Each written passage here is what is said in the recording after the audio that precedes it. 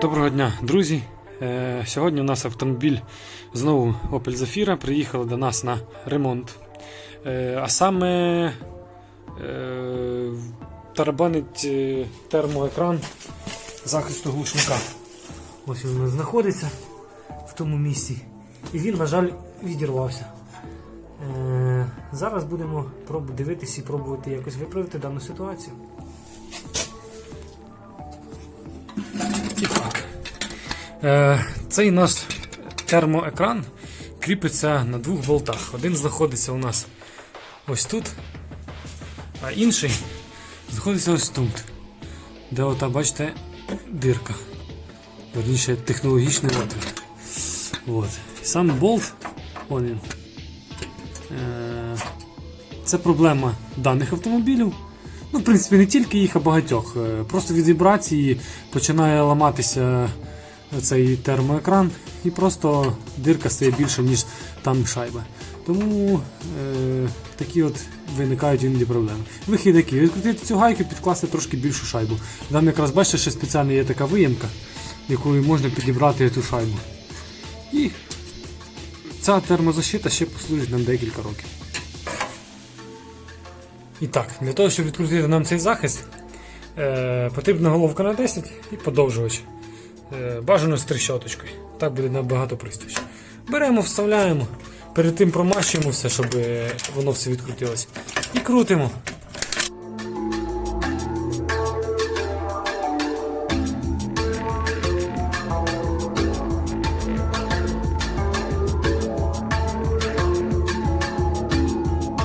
Коли відкрутили, беремо цю гаєчку, знімаємо і йдемо, підбираємо ось під неї трошки більшу шайбу, але щоб вона сіла на те посадочне місце. І все затягуємо назад, але обов'язково, знову ж таки, нагадую про те, що змащуємо всі різьбові з'єднання, потрібно змащувати. Тому що якщо їх не змастити, будуть потім проблеми, порветься та шпилька і доведеться або зовсім викидати цей захист, або щось придумувати окремо.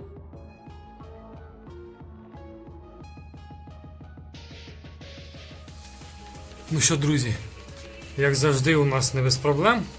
Ясне діло, що ці шпильки, тут ще дві не кріпиться, довелося зняти глушник з його резинок, висверлювати ті шпильки, які обірвались, і вкручувати на їх місце другі. Все помащено, все оброблено.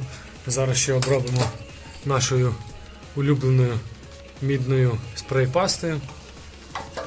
І все буде гуд. І буде воно у нас ще дуже довго служити. В принципі, нічого йому тут не буде. Я його максимально оброблю.